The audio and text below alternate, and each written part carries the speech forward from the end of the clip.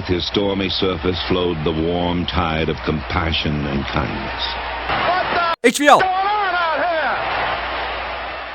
Green Sally up, a green Sally down. Last unstruck, gotta tell the ground.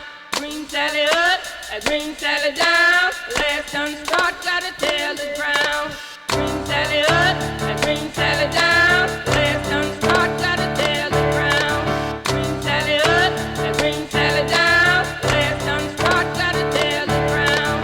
Green Sally up, a green Sally down. Last unstruck, gotta tell the ground. Green Sally up, a green Sally down. Last unstruck, gotta tell the ground.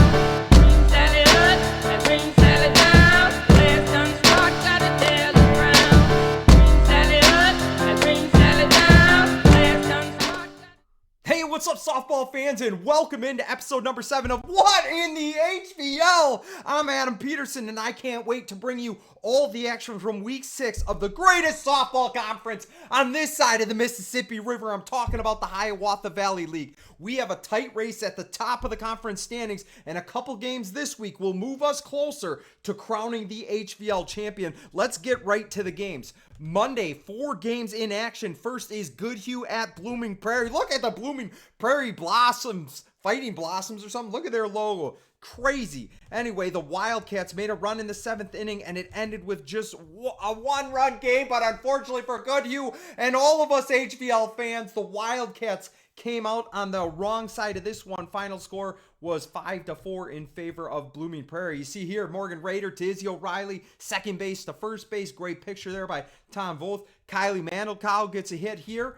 Lola Christensen barreling up on a ball, and then Emma Voth on the mound. So thanks to Tom Voth for sending those pictures in so we can kind of give some love to the Goodhue Wildcats. Next up, the Lourdes Eagles at Chatfield. Chatfield came out scorching hot the first 2 innings, putting up 7 runs. Lourdes would plate 1 in the 4th as Reagan Rowley would walk, make her way around on pass balls, scoring 1 in the inning. The Eagles would get another in the 5th inning, back-to-back singles by Avery Washniski and Kate Fredericks, being hit by a pitch that loaded the bases. Amelie Dolman hits one back to the pitcher that scored Washniski, and it was 7-2 in favor of Chatfield. Unfortunately, again, for the HVL, why the Gophers would score 5 in the 6th inning and end this one early. 10-run rule. Final score 12-2 in favor of Chatfield. You see it here.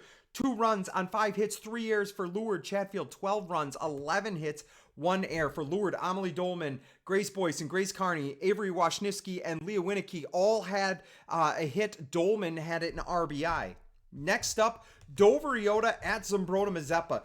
Dover-Eyota doing really good this year. Really good squad there, taking on the Cougars of Zumbrota-Mazeppa, and the Eagles got off to a hot start, taking a 6-1 lead into the 6th inning. In the bottom of the 6th, though, Megan Jasperson led off the inning with a double. Paisley Peterson traded spots with a double of her own, and then Cameron Covers steps on one and sends it over the left field fence to cut the lead down. It was 6-4 Dover-Eyota after 6. The Eagles would score 1 in the top of the 7th, giving the Cougars a 3-run deficit to work back from. Well, listen to what happened here. Braylee Peterson reached on an air, then Emma Hatley doubled to left, scoring Peterson. Melanie Rash followed up with a single to center field, scoring Hatley, and the Cougars were only down 1 with no outs and Rash on first. The Eagles would get a pop-out, but then Paisley Peterson would hit a line drive to center, moving Rash all the way to third. Cameron Covers hits a hard ground ball to short, play at the plate, and Rash is safe as we are all knotted up with the Cougars on first and third with just 1 out. First pitch of the at-bat, and Trinity Chapa walks it off, hitting it to the right side of the field, scoring Peterson, and the Cougars with an incredible come-from-behind win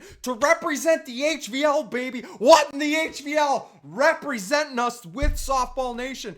In this one, final score, Zumbrota-Mazeppa, 8-7. Wow! Wow, what a comeback. Let's look at the box score here. Dover-Eyota, 7 runs on 6 hits, 3 errors. But look at this. Zumbrota-Mazeppa scores 3 in the 6th, 4 in the 7th. They win 8-7. 8 runs on 8 hits and 3 errors. In terms of statistics, Cameron Kovar, 7 innings pitched, 6 hits, 4 earned runs allowed, 5 strikeouts, 2 for 4 with a home run, and 3 RBIs. Megan Jasperson, 1 for 4 with a double and a run scored. Paisley Peterson, 2 for 4 with a double, an RBI, and 2 runs scored. Emma Back, 1 for 2 with an RBI. Emma Hatlily, 1 for 3 with a double and RBI. What a game! What a game! Next up, Albert Lee at Stewartville. Packed house in Tiger Nation. I was there. People all over the place watching our undefeated baseball team on one field. And then softball was in action on, I don't know, about 3 or 4 different fields running. Lots of cars out there. Lots of people. I don't always do that well with that many people. Starts to give me some anxiety. But I gotta support my Tigers, baby, and I was there to do it. Albert Lee struck first, took advantage of a few misplayed balls in the first and second inning to play 2 runs across and lead it 2-0 after 2. Albert Lee would get another one in the 4th inning as the packed house started to get nervous, myself included. Stewartville down 3-0 going into the bottom of the 5th. Instead of me just telling you what happens next, let me show you. Let's see if I have it here. I think I got the video. Let's play it. Yeah, 5th inning, I got it here. First, Haley Lourdes up to bat. Here she is. I even put the name on there. Singles to the left side, right? Singles to the left side. Then next up, Veronica Mitchell is going to be the next one to see. She goes up the middle with 2 outs, and now we have girls on first and second base. We've got something cooking here. Sydney Clark, you see her grabbing the bat. She's next up. She hits one to the left side between third base and shortstop. That's scoring Morris. And here comes Veronica Mitchell around. She slides into home. And that's 2 runs in for us. That is huge. Down 1 going into the 6th inning. Then what do we have for the Tigers? Well, here she comes. Shayla Shavasta. Here comes the pitch. Oh, Shay delivers with a leadoff double to the fence. Incredible start here for the Tigers. Next coming up is Haley Lourdes. She was going to get into the base. She got hit by a pitch. And then Brooklyn Peterson. She singles to right center field. I believe Shavasta's coming around.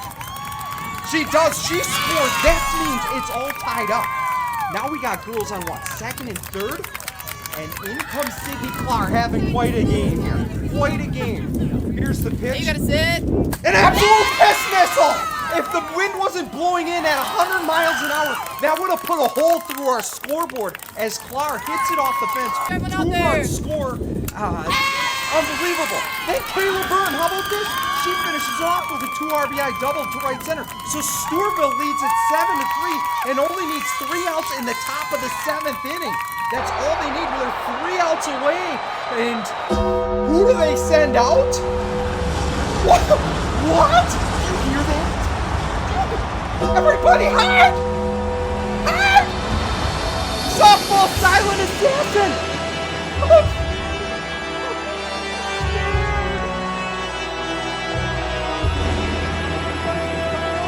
3 outs is all we need.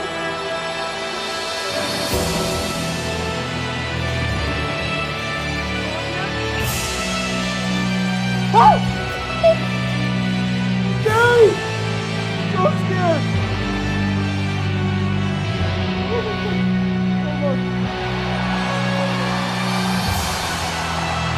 Danny Ackerman, baby! Softball silent assassin. She comes up, 3 up, 3 down. Ackerman sends them packing. 7-3 is final in favor of the good guys. Stewartville. Awesome game. What a game. Stewartville wins, baby. Let's go.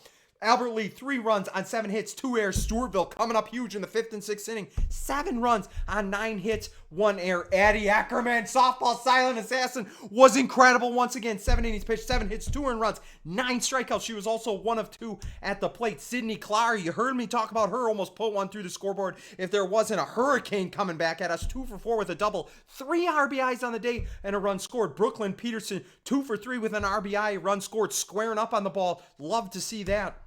Kayla Byrne, 1 for 4 with that 2 RBI double off the right center fence. Shayla Shavasta got us started in that inning. 1 for 1 with the double and a run scored. Wow! Let's go! Pumped. Yes, I am biased. I love my Stewartville Tigers. All right, let's get to Tuesday, May 7th. Byron at Cannon Falls. This one had a lot of scoring and all over the board, so I'll try to keep you up on it. Byron scored in the top of the first on an RBI double by Tally Behrens. The Bombers would tie it up in the bottom half of the first with 3 singles by Pagel, Ritz, and Burr. Cannon Falls would rack up 3 runs in the bottom of the second off a 2 RBI double by Allie Pagel and an RBI single by Ritz. It was 4-1 Bombers after 2. In the top of the third, Leah Strain and Hattie Mathery started off with 2 straight singles and a huge 2-out single by my girl. Cadence Furstad scores both runners, and no, it is now 4-3 Bombers after 3. Cannon Falls extends the lead though with 1 run in the bottom of the fourth on a Maya Meng single to the right side. 5-3 Bombers after 4. I told you these runs wouldn't stop. They're coming in bunches. Byron started off the fifth with singles by Strain and Mathery and a walk by Behrens that loaded the bases with nobody out. A Mackenzie Steele fly ball to right field that scored Strain, who was tagging up. Cadence Furstad with ice in her veins again with 2 outs comes up huge with an RBI double. Don't pronounce it Furstad. I think it's First Stud. She is incredible. That tied it 5-5. Cannon Falls would retake the lead in the bottom of the 6th inning. Josie Soquist reached on an error, and then Allie Pagel smokes one to the right side for an RBI triple. 6-5 Bombers. The Bears down to their final 3 outs. Use it wisely. Tally Behrens rips a double to center field, and Max Steele with a big-time RBI single to center field. Behrens on her horse running comes all the way around to tie it up, and we are headed to extra innings, baby. Free softball, who doesn't love that? Scoreless in the 8th, we move to the 9th. Byron comes up in the top of the 9th,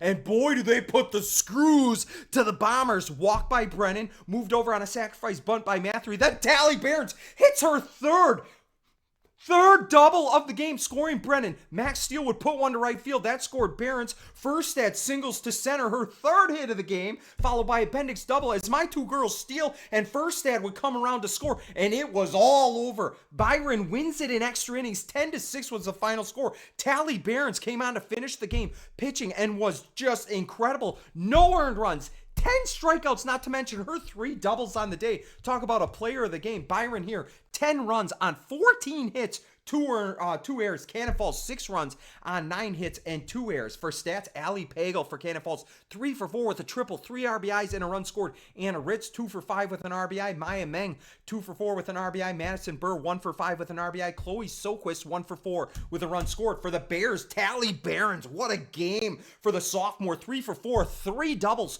3 runs scored, 2 RBIs. She also came on in relief to pitch. 7 2/3 innings, 3 hits, no earned runs, 10 strikeouts. Wow. Leah Strain, 3 for 5 with 2 runs scored. Cadence Furstad, she's my girl. Adopted daughter, if Alicia would let me. 3 for 5, double, 3 RBIs, a run scored. Hattie Mathery, 2 for 4, and 1 hit each for Steele, Bendix, which was a double, and Behringer. Next up, Lourdes at Lake City. It was scoreless through 3 innings as Dykes from Lake City and Dolman from Lourdes were squaring off on the mound. The Eagles scored first in the top of the 4th. Allie Restovich singled to the left side, moved over on a ground out by Carney. It would then score on a single by Leah Weinecke to the left side. 1-0 Lourdes after 4 innings. The Eagles would add to their lead in the 6th. Restovich started it off again. A single to the left side, moved over on a sacrifice bunt by Carney. Then a single by Leah Weinecke would score Restovich. It sounded like the same exact process from their first run. A couple of walks would follow, and then Amelie Dolman would help her own cause with a 2 RBI double to center field. Lourdes would be up 4-0. Lake City would get in a run in the bottom of the 7th behind Rumley and Welch singles, but 1 is all they could plate, and Lourdes would win this one 4-1. Lourdes, 4 runs on 10 hits, 2 errors. Lake City, 1 run on just 4 hits, 0 errors. Amelie Dolman, not only 2 for 4 at the plate with a double and 2 RBIs, she pitched the win, a complete game, 7 innings.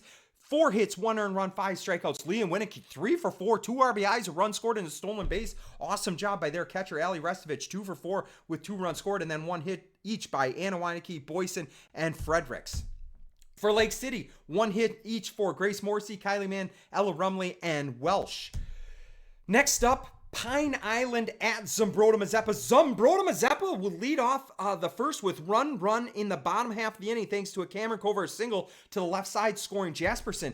Pine Island would tie it up in the second as Team Barnett would hit a line drive to center field and later score on a single. Pine Island would score another 2 in the third and 3 in the fifth as the Panthers. How about this? Pine Island playing well. Panthers would take the W against a very good Zumbrota-Mazeppa team. Final score 7-2.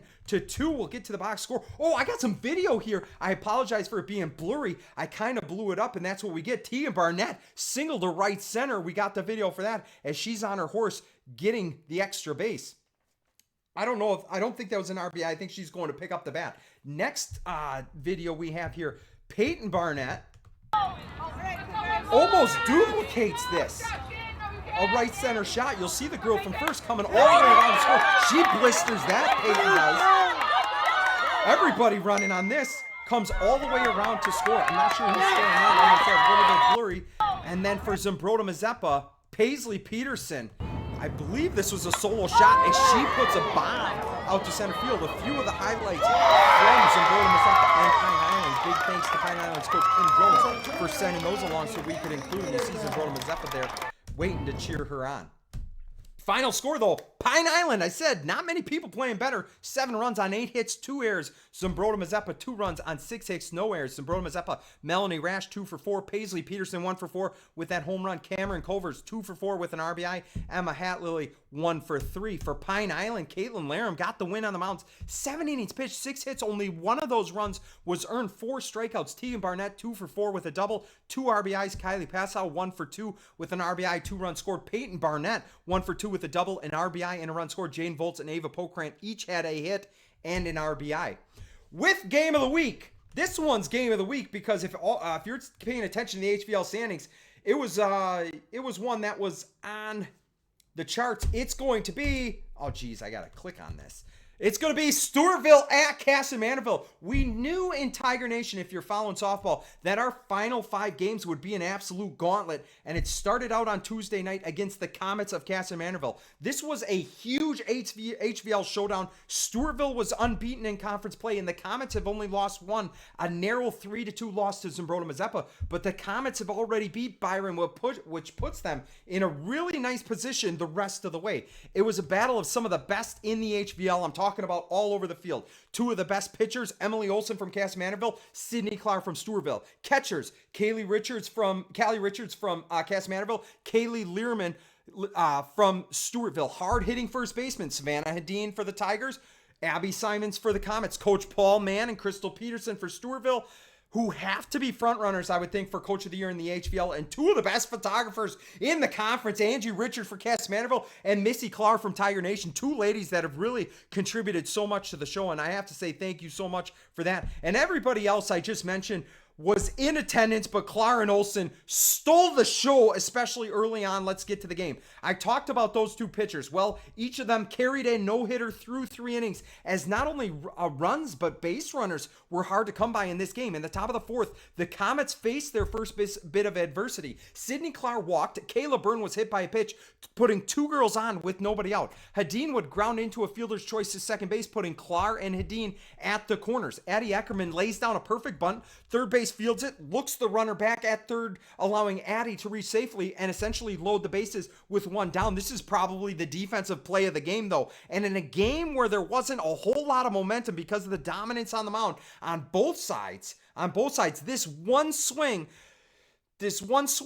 took the momentum and swung it in favor of Kasson-Mantorville. It was a ground ball back to Olsen. She gets it to Richards at home. The runner not expecting a throw down to first. She ends up slowing down. Richards fires up her cannon, gets the double play at first base to end the inning. No runs across. In the bottom of the 4th, it was time for Clark and the Tigers to face some adversity. Grace Mann reached base on an error and is followed by Callie Richards, who drilled one to the fence in left field. Good relay, though, holds runners at third and second with nobody out. Next hitter hits a rope, but Savannah Dean is able to snag the line drive. That's 1 out. Clark, fired up at this point, sits the next 2 batters down with strikeouts.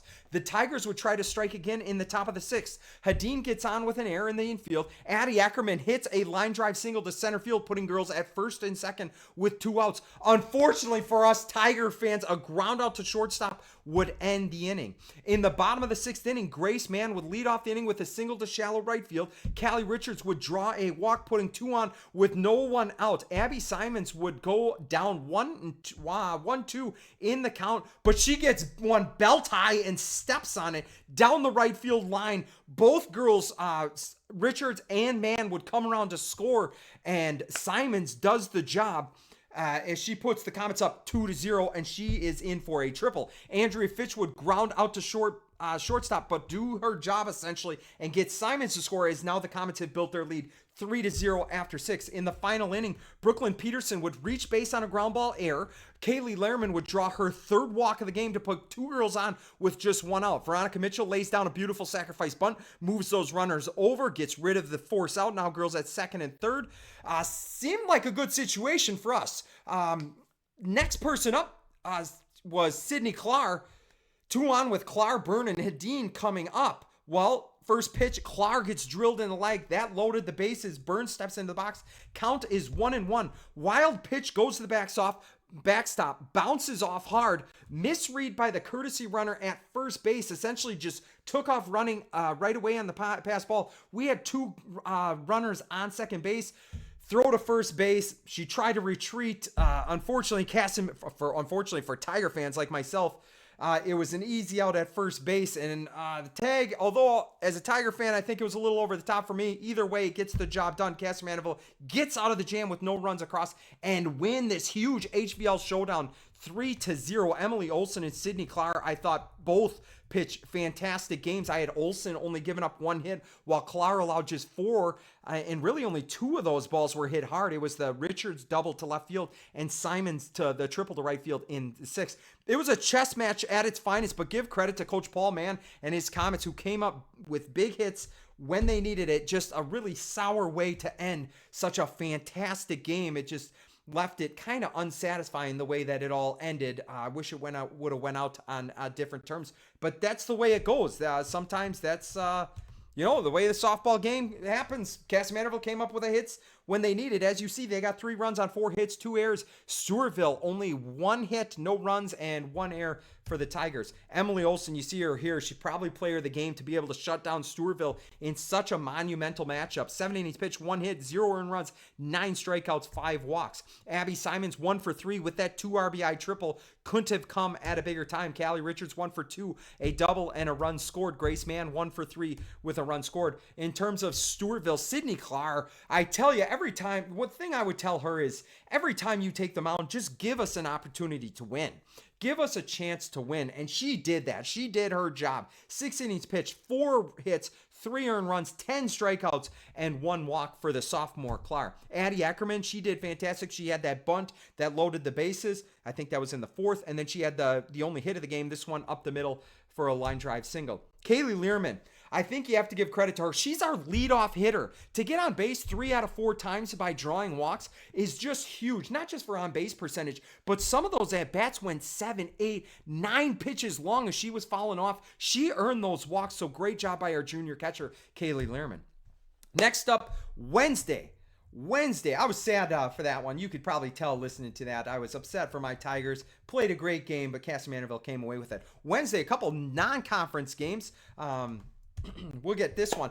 Goodhue, Mabel-Canton, only 2 innings where runs weren't scored in this non-conference game between the Wildcats and Cougars, but Goodhue pulled ahead with 2 runs in the 5th and 4 runs in the 6th, and Emma Volth came on to shut the door the last 2 innings with a perfect 2 innings pitched, 5 strikeouts to lead the Wildcats to an 8-6 win over Mabel-Canton. HVL representing, baby. Let's go. Goodhue, 8 runs on 8 hits, 6 errors. Mabel-Canton, 6 runs on 7 hits and 6 errors. For Goodhue, Lauren Gadiant, 2 for 4 with an RBI run scored. Aubrey Christensen, 2 for 3 with 3 runs scored, a stolen base. Morgan Rader, 5 innings pitched, 7 hits, 6 runs, but only 1 of those was earned, and she had 3 strikeouts. And then Emma Volth came on to pitch the 6th and 7th inning. I don't know when they made the change, so one of those 2 girls came away with a win.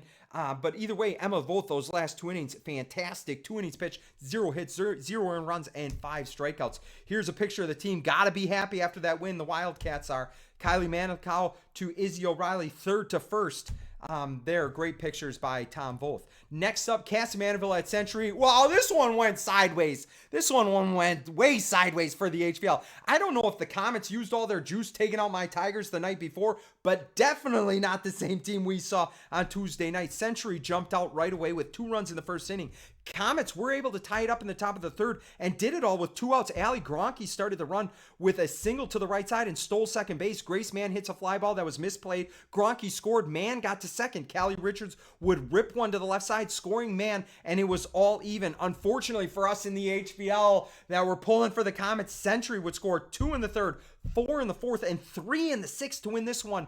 11-2 was the final score. You can see it here. 2 runs on 6 hits, 3 errors for Kasson-Mantorville. Century, 11 runs on 10 hits and 1 error. Allie Gronke, 2 for 4 with a run scored. I got to watch her live in action, and I tell you, she's fast. She is flying down the line. If she lays down a bunt, she's beating that out more times than not. She is very, very quick on the base pass, so watch out for her. Callie Richards, another good game for her, following up that Stewartville 1-for-2 matchup with a walk. She now went 2 for 3 against Bathurst with an RBI. Emily Olson and Abby Simons, you see in this picture, 1 hit each.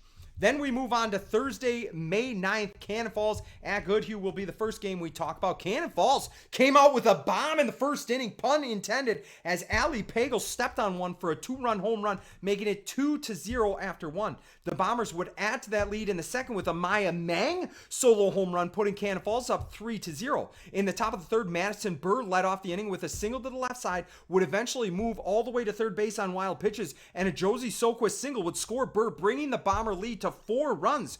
Goodhue, though, would make a run late. In the bottom of the 6th inning, Maya Roshan single to the left side. Aubrey Christensen would reach on a drop third strike, and Roshan would score on a Lola Christensen single, putting 2 on with nobody out. Izzy O'Reilly would step up and hit one to right field, scoring Aubrey. Lola moved over to third, where on the first pitch, I don't know if it was a first and third steal situation or whatever, but Christensen would score, cutting the lead to just 1, making it 4-3 Cannon Falls after 6. In the top of the 7th, Madison Burr would get one across with an RBI triple, and that would do it for this one. An exciting one, 5-3 in favor of Cannon Falls, which seemed to be, a showstopper between 2 teams of the HVL conference. So what in the HVL representing, tickets worth their price of admission, although we don't usually pay for tickets. Two home runs early by Cannon Falls, big 6th inning by Goodhue, a thriller in the HVL. And what else would you expect from the greatest conference in Minnesota? Yes, I'm completely biased on that. I understand that. Cannon Falls, 5 runs on 13 hits, 2 errors. Goodhue, 3 runs on 6 hits and 1 error.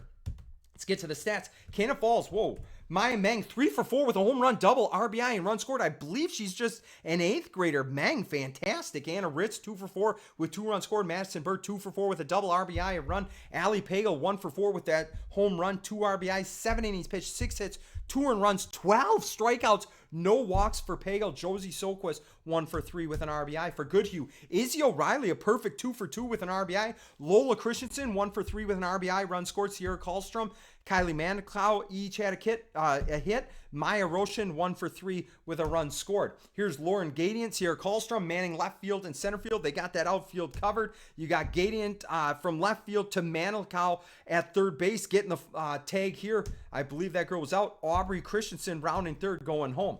Next up, Dover-Eyota at Lake City. The Eagles from Dover-Eyota, ultra impressive this season, and I know we have a soft spot with the Hanson sisters and Aubrey Foster over there, but they've been a team to watch out for if you're in their conference. Not in the HVL, luckily. They came out hot. Dover-Eyota did, scoring 4 runs in the first inning, 1 in the second, and 1 in the third, making it 6-0 after 3 innings. Lake City would get on the board in the bottom of the 4th. The inning led off with back-to-back singles by Kylie Mann and Grace Morrissey. Lucy Stewart grounds out, but Mann would score and Morrissey over to third. A single to left field by Reckman would score Morrissey, and it was now 6-2 Dover-Eyota. Unfortunately for Lake City, the Eagles put up another 6 runs the next 2 innings to end this one early. Final score 12-2 in favor of Dover-Eyota. 12 runs on 16 hits, 1 error for Dover-Eyota. Lake City, 2 runs on 7 hits and 2 errors. Lake City, Adelaide Benedict, 2 for 3. Allison Dice, 1 for 2. Kylie Mann, 1 for 3 with a run scored. Grace Morrissey, 2 for 3 with a run scored. That moves us to Friday. Right now, these are coming in hot off the press. I am recording Friday night because I won't be able to on Saturday. Let's get it right to it. Goodhue at Lourdes. Runs came in bunches right away in that first inning for both teams. Goodhue led off the top of the inning with an Aubrey Christensen walk. She worked her way around to third on some pass balls, would score on a drop third strike. Kylie Mabel-Canton would reach on that particular pitch. Izzy O'Reilly would get on with a Lourdes air, making it 2 on with 1 out. And Emma Voth singles up the middle, scoring Mabel-Canton, and it was 2-0 Goodhue. Lourdes bats, though, were hot right away. 4 straight singles by Dolman, Weineke, Boyson, and Restovich to start the inning. That put 2 runs on the board before an out was even recorded. The Eagles would tack on another run on a Leah Weineke ground ball, and it was 3-2 Lourdes after the first inning. Goodhue took the lead back in the top of the third with a single by Lola Christensen and Emma Voth, another RBI single to tie it up. Sierra Karlstrom would hit one to the right side to put 2 on with 2 outs. Some kind of an error led to both scoring, and it was now 4-3 Wildcats. Now we move to the bottom of the third. Anna Weineke walks for Lourdes, moves over to second on a pass ball. Ali Restovich singles on a line drive to center field. That scored Anna, and we're all tied up again. In the fourth inning, Wildcats pulled ahead. Singles by Maya Roshan and Aubrey Christensen would put 2 on with 1 out. Roshan would score on a Lourdes air, making it 5-4 Goodhue. Lourdes immediately reclaims the lead. A Carney walk, Washniski got on with an air. Dolman ground out would add up to 1 run. Anna Weineke lays into one with 2 out singles to score Washniski, and Lourdes now leads 6-5. It would stay that way until the bottom of the 6th inning. Now Grace Boyson singled to left field, would score Dolman, who was on after a hit to, I believe, the left side. Ali Restovich would hit a triple to the right field, scoring Boyson, and then Reagan Rowley would single to the right side, scoring Restovich. Now all of a sudden, Lourdes is up 9-5 and needing only 3 more outs to seal the deal. Emma Voth's 3rd RBI single of the game came in the bottom of the 7th, but unfortunately for the Wildcats, that's all they could muster as Lourdes wins this one. 9-6 was the final score. Goodhue 6 runs on 8 hits, 1 error. Lourdes 9 runs on 14 hits and 4 errors. For Lourdes, how about the game Ali Restovich had? 4 for 4 with a triple, 3 RBIs and runs scored. Grace Boyson 2 for 4 with 2 RBIs or 2 runs. Anna Weineke, fan favorite over here, part of our Sticks family, 2 for 3, an RBI, 2 runs scored. Amelie Dolman, 2 for 4 with an RBI, 2 runs scored. I believe she also picked up the win on the mound. Reagan Rowley, another Sticks family member, 2 for 4 for her. Goodhue, Emma Voth, 3 for 4 with 3 RBIs, a lot of RBI singles for her, and a run scored. 1 hit each for Aubrey, Lola Christensen, Kylie Mabel-Canton, Sierra Karlstrom, and Maya Roshan. But Lourdes takes this one 9-6. Next up, Pine Island at Lewiston-Altura. It didn't take long for Caitlin Larum to have an impact on this game. 3rd pitch of the game, Larum steps on one. A solo home run to left field to get the Panthers started. Sophia Pulser would reach on an error and eventually make her way around to score on a wild pitch. It was 2-0 Panthers after the first inning. In the top of the 4th, Kylie Passow would lead off the inning with a single, and Tegan Barnett would follow that up with a single of her own. Passow moves to 3rd. With 2 outs, Jaden Volts singles to right field, scoring Barnett. Eventually, Volts would make her way around and score on a pass ball, made it 4-0 Panthers. The Cardinals would get 2 unearned runs in the bottom of the 4th inning, cutting the lead in half. In the 5th inning, a Caitlin Larum walk, followed by a single by Pulser, would put 2 on with 1 out. Larum would score on a pass ball. Pulser would do the same before 3 outs were recorded. Now it was 6-2 Panthers. First pitch in the top of the 6th, and Tegan Barnett sends one back to Pine Island. Actually, I don't know which way Lewiston-Altura's field faces, but she essentially hit one over the fence in center field, a solo shot. It was 7-2 Panthers, and that is your final as Barnett and Larum each hit a bomb. Larum lights out on the mound, a 2-hitter with a dozen strikeouts.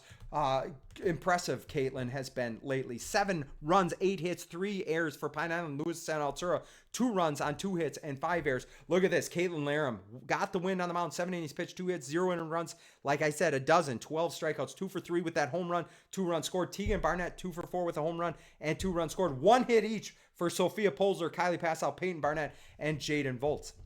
Next up, Stewartville traveled to Canada. Well, it might as well have been for how far they had to go. They were up in St. Peter for a non-conference game. Addie Eckerman on the mound, and once again, she lived up to all the hype I am throwing her way. Allowed only 3 hits and no earned runs. However, St. Peter would get 1 run in the bottom of the 4th off a couple Stewartville errors. The Stewartville bats were cold.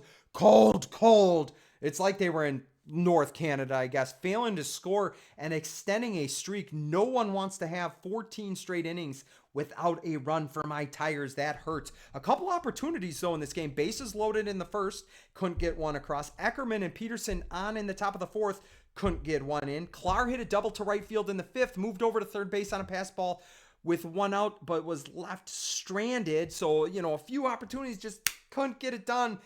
That's sometimes the way it goes. Not much else cooking, as we knew Stewartville was going to run into a gauntlet these last 5 games of the season.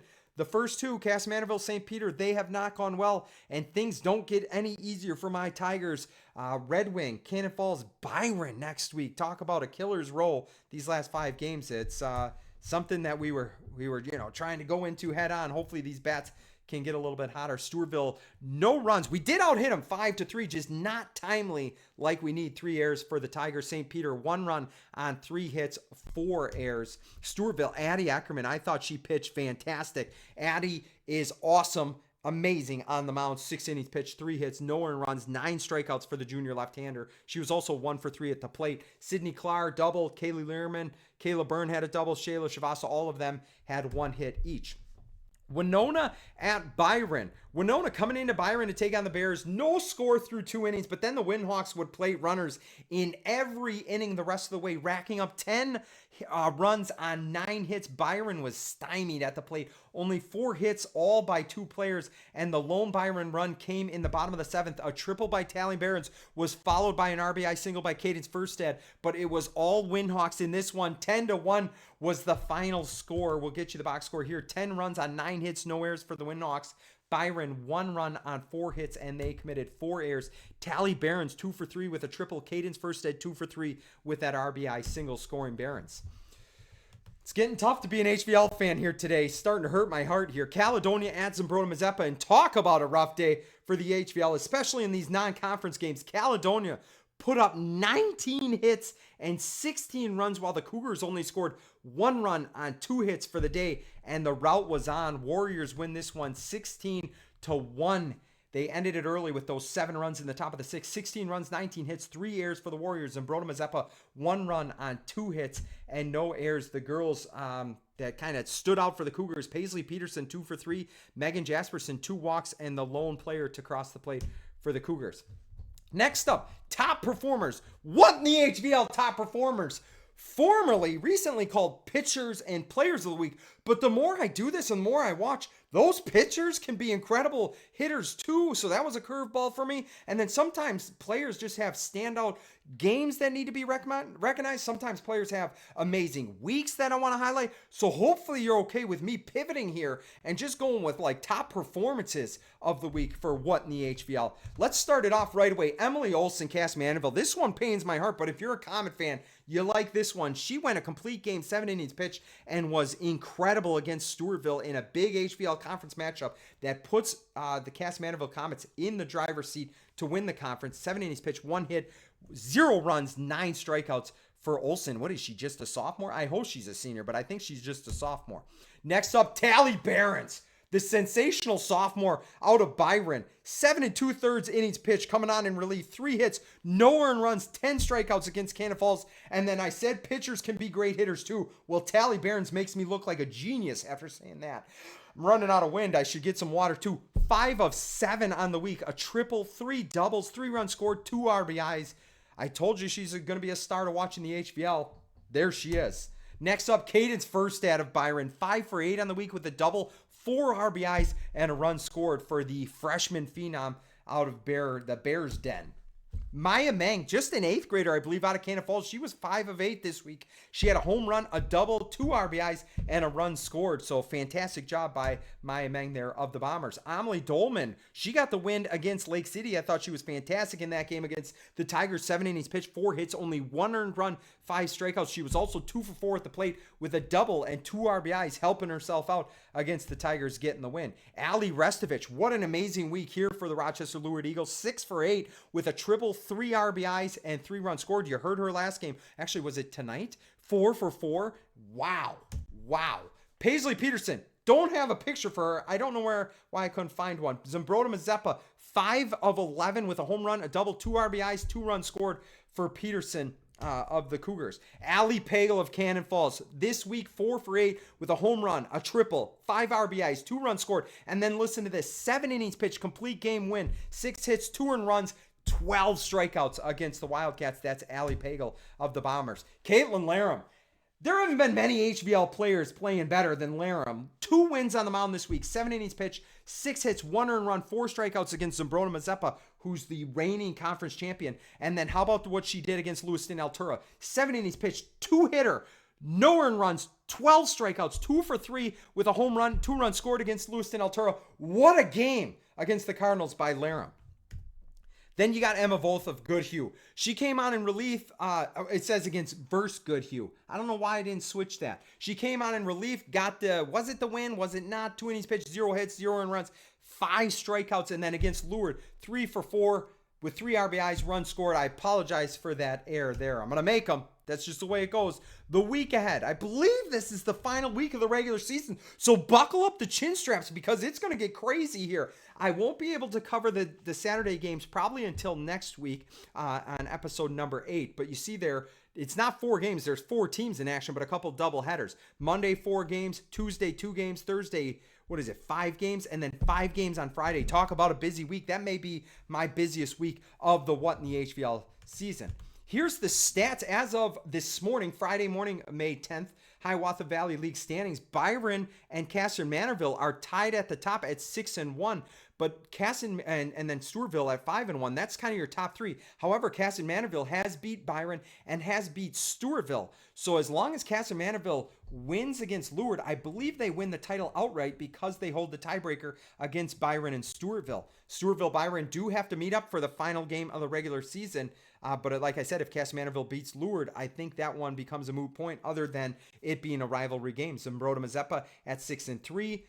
They're just 1 game over 500. Cannon Falls 8-6 on the season. Pine Island has been playing well, 5-7 on the season, 3-4 in conference. Lourdes has 6 wins. Goodhue has 5 wins. Lake City still trying to build. We'll see if in the next few years, if they bring Alana Schmitz up as a pitcher, one of their top girls in 8th grade, if they bring her up, I think they're going to do some amazing things. Kylie Mann's there. Who knows?